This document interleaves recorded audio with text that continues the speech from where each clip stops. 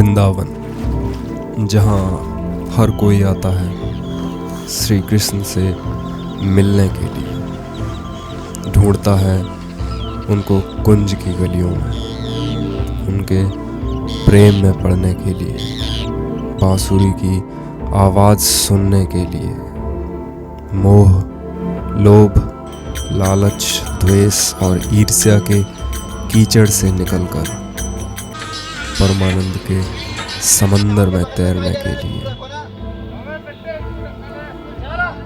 लेकिन ये कीचड़ बहुत गहरा और दलदली है और केवल वृंदावन में ही तुम्हारी नाव परमानंद के समंदर में जाएगी।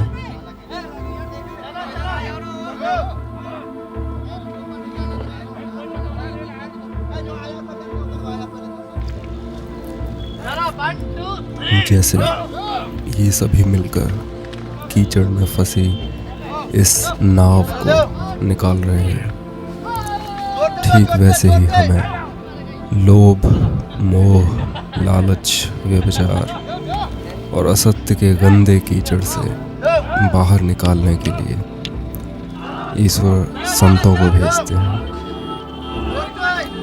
और संत जिसको एक बार पकड़ लेते हैं, एक बार छू लेते हैं, उसका पार होना तय है और धीमे धीमे वो इंसान एक दिन उस कीचड़ से बाहर आ ही जाता है।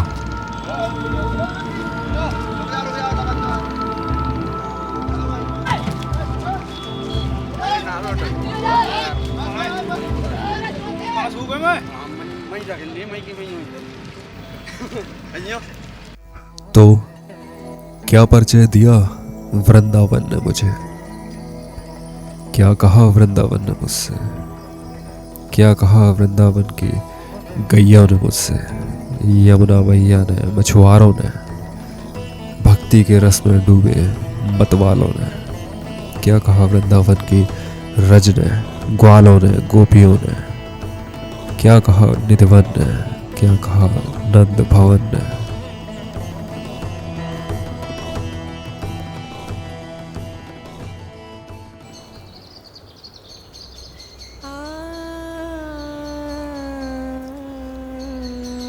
मैं वृंदावन हूँ, हाँ वही वृंदावन जिसे तुमने नक्शों में एक छोटे से कस्बे की तरह देखा होगा, पर जो वास्तव में समय के हृदय में धड़कता एक शाश्वत स्पंदन है। मैं मिट्टी नहीं हूँ, केवल मैं स्मृति हूँ, ईश्वर की स्मृति। मेरी गलियों में जब तुम नंगे पांव चलते हो तो केवल धूल नहीं लगती, तुम्हारे भीतर का अहंकार भी उतरने लगता है। मेरी सुबह घंटियों से तो होती ही है, पर उससे भी ज्यादा अधिक प्रिय गैयों के गले में बंधी हुई घंटियां और उनके खुर जब जमीन से टकराते हैं और उस पदचाप से निकलती ध्वनि से होती है।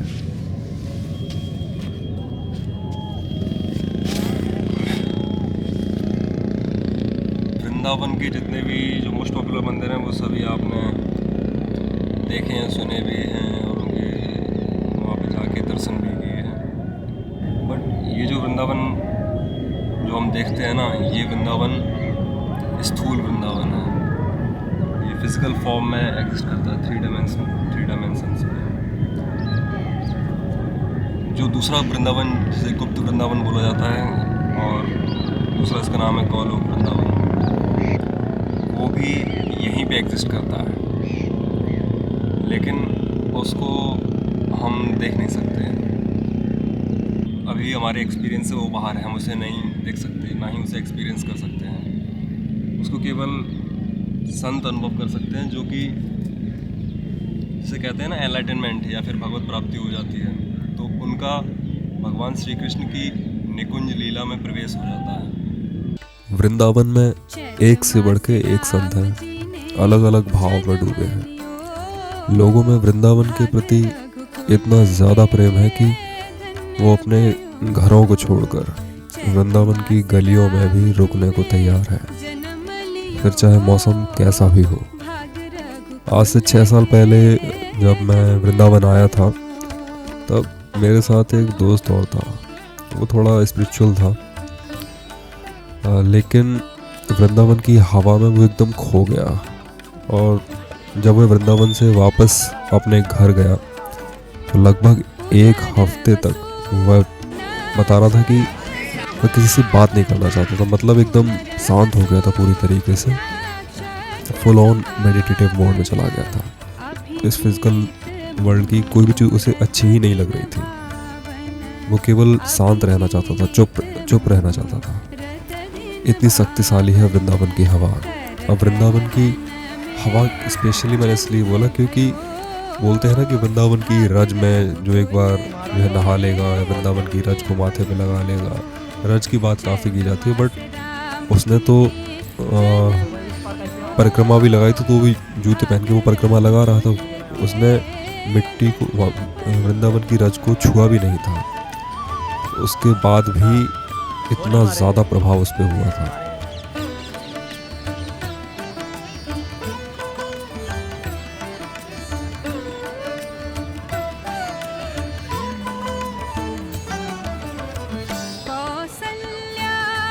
और सट जाओ ना पास में, और अच्छा वीडियो शॉट बढ़िया बढ़िया।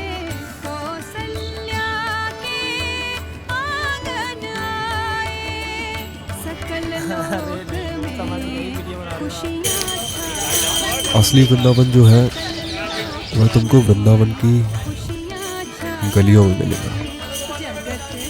हाँ, बस अपना चश्मा और अपना मोबाइल छुपा के रखना। वृंदावन की गलियों में बहुत पुराने मकान बने हुए हैं, उनका आर्किटेक्चर भी बहुत अट्रैक्टिव है।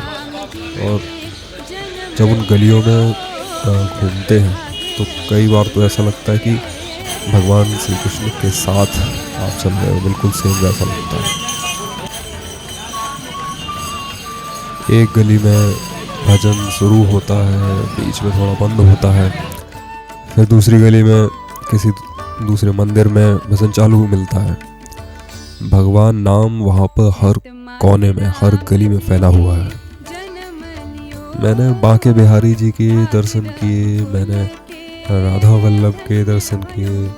वृंदावन की परिक्रमा टोटल 12 किलोमीटर की है, लगभग 2.5 से 3 घंटे में पूरी हो जाती है। तो मैंने परिक्रमा लगाई थी।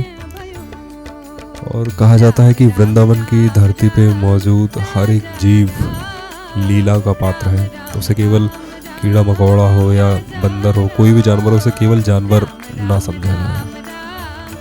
यमुना के घाट पे एक अलग ही सुकून है।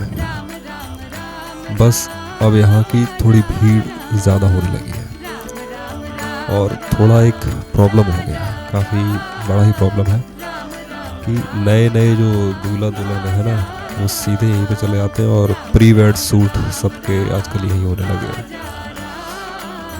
यमुना घाट को एक वेडिंग स्पॉट बना दिया है, प्री वेडिंग सूट स्पॉट। सबके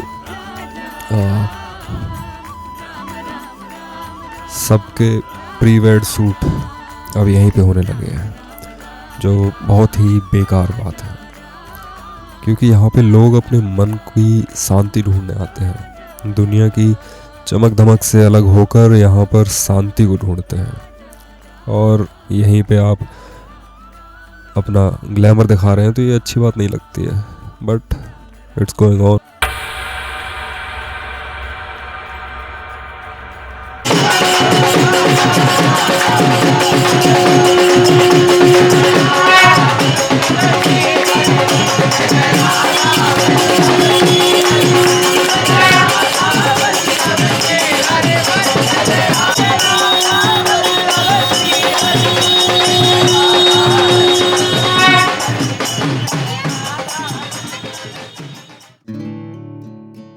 वैसे तो परिक्रमा सड़क से भी की जा सकती है, लेकिन घाट के किनारे से होकर जब निकलते हैं तो मानो ऐसा लगता है कि जैसे यमुना मैया ने अपना हाथ तुम्हारे सिर पे रखा हुआ है आशीर्वाद के लिए। हाँ, बस यमुना जी की सफाई पे थोड़े ध्यान देने की ज़रूरत है। थोड़ा नहीं, बहुत ज़्यादा ही ध्यान देने की आवश्यकता है।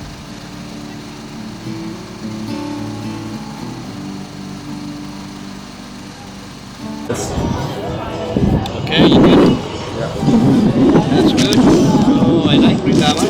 Yeah, but you didn't do it. You didn't You also, do it. the Yes. camera is coming all over. Kamla Devi. Is going on the video? That's Yeah. good. So I just want to tell you that I like Vrindavan very much.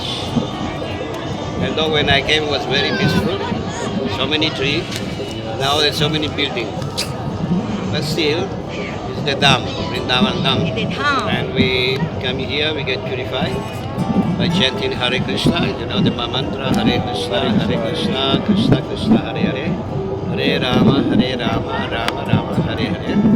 Then we try also to invite people to come, not in Vrindavan and also so many other places in the world, because Hare Krishna is for everybody. Yeah. So we invite everybody to come and become part of the Hare Krishna. Actually, something about consciousness, Krishna consciousness, to make it a life to be happy, because we want to be happy. Yes. Without God, we cannot be happy. So Krishna is God. If we become Krishna conscious, we become happy. What do you think about? Yes. What do you think about? What do you think about? What I think saying? about you, Yeah, I feel very delighted when I see people, coming from other countries. different parts of the world, Yeah. and realizing the real beauty of dharma, Yes, another getting example. themselves connected to it. You say the It's a right beautiful words. thing. Yes. But when I come to this place, also over the period of time, it is getting crowded, and also it is also getting polluted. Yeah, that is true. There If are you some compare it to the pollution. previous time, about 10 to 15 years ago, it Yeah, wasn't it was that much different. crowded and not as much polluted also. Yeah, but people come, and then they need so many things, and now so much development in India about the economy, and so many cars are coming, Yeah. lots of pollution. But still, we have to tolerate all these Yeah. things if you want to stay here. Otherwise, there's so many places around the world. I live in Italy. I have a house in one island which is called Sardinia. It's a very beautiful place, nice beach. People they come for vacation. But still, I like to be here. Vrindavan. Vrindavan की परिक्रमा मार्ग पर चलते हुए मुझे कुछ लोग दिखे जो मेले में जा रहे थे। वहाँ पे एक मेला लगा हुआ था, बेलवन का मेला, जो यमुना घाट से लगभग 6 किलोमीटर की दूरी पे चल रहा था।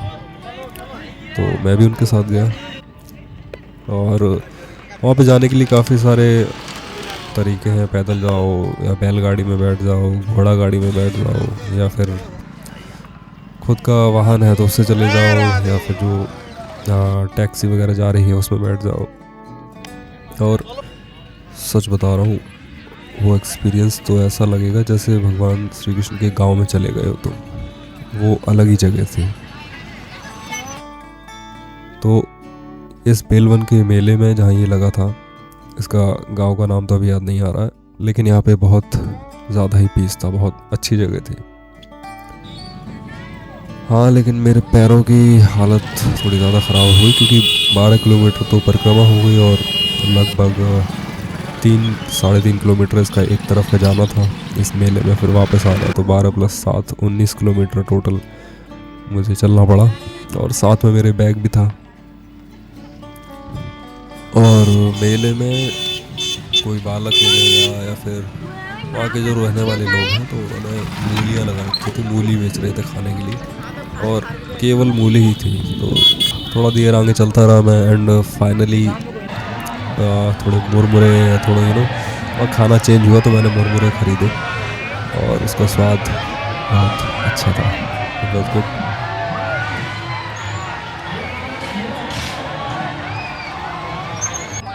एंड मेले में काली माँ से आशीर्वाद लेने के बाद मैं सीधे ऐसे वापस आ गया था यमुना घाट पे।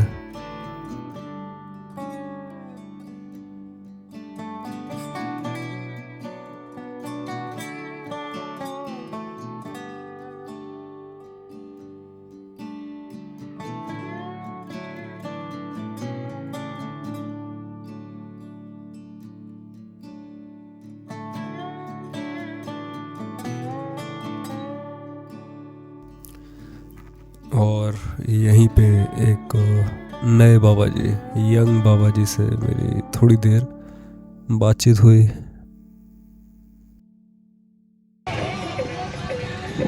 भगवान को नहीं बुलाना होगा तो आप कमरे में रहो, ऐसा मन कर देंगे, कुछ भी कर देंगे। अगर आपको जब भगवान नहीं बुलाना चाहेंगे तो आप आ ही नहीं सकते हैं। आपका मन बदल देंगे। और अगर आपको आना होगा तो भले ही कितने भी ठंड हो, कितना कुछ भी हो जाए, मगर फिर भी आप तो आ जाओ। And finally I said bye bye Vrindavan, and I will come again.